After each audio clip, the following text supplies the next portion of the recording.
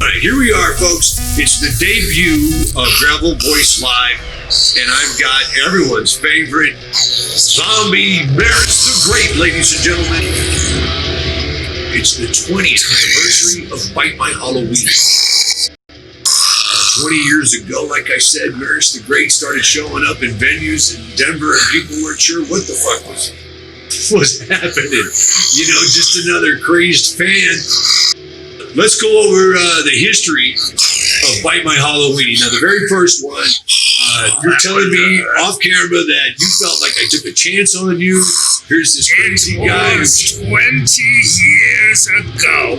I know that in your mortal society, everyone accepts the gay undead, but it wasn't that way 20 years ago. And you took a chance by having me on your radio show to promote the very first Bite My Halloween. It was at the Gothic Theater.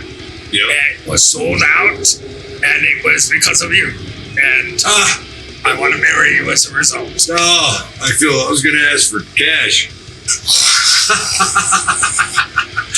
And then, how many years did you keep that going? It was an annual event for a while. It was an annual event. There were some years that it just didn't work out, and then it would always come back. I tried to name the show other things, but everyone remember that first show, Bite My Halloween. Bite My Halloween, and it just became a thing that if you're a metalhead in Denver on Halloween, this is the event you need to go to. The Union Underground show that we did out in Littleton. No, there was one after. That was the most infamous one. That one was Beyond Rock and Roll. I went to jail. I was arrested that day. It was a night of debauchery. I was dressed in scarf. We got there in a limo. And I had devil horns. It was property damage. Got in a fight with the promoter. Ended up going to jail. Not naming any names. Yeah, I was going to get everybody's money. And that night, we both did not leave in a limo. No. You and I were on billboards. I remember there was nothing like going around town and seeing yourself with Uncle Nasty on a billboard. It was a high point of my dance. Rock and roll. I'll never forget, I called my boss that next morning. I said, listen, I didn't kill anybody.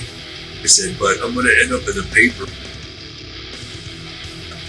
That was the beginning of the end. That was the first realization that I probably should stop partying.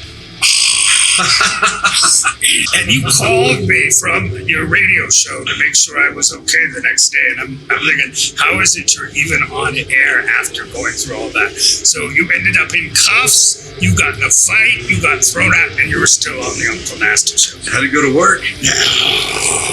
And you come see this. It's going to be a great time. Once again, Angelic Desolation, Heisenberg. It's Always Sunny in Tijuana in midnight. And the debut. ODs, fuck you if you don't like rock and roll. And I mean it. Fuck you if you don't like rock and roll. I have a new lineup. It's even better than the one before. 4 new members. Steak Diane on guitar. Faggoty Ann on rhythm guitar. Dick Filet on drums. Me, and then Twisted Fister is our bass player. So, do you get much backlash, from using that? Because you're like the only person I know that can get away with saying that word without pissing anybody off. A, because you are gay, gay zombie, if there ever is a thing. And two, I don't know. What is two? How do you get away with saying that? Well, first of all, rock and roll is about upsetting mortals, about interrupting the status quo. And if the status quo right now is cancel culture and people being offended, well, the way you all look to the dead are like a bunch of cheeseburgers. You can blab all you want, but in the end, I'm going to take a bite out of you. Well, $20 gets you in. COVID restrictions in place. With me, you don't have to worry about catching the virus because I'm dead. With me, you have to worry about the fact that I probably will kill you. For COVID-19, MARIS is still testing positive for death. MARIS the Great.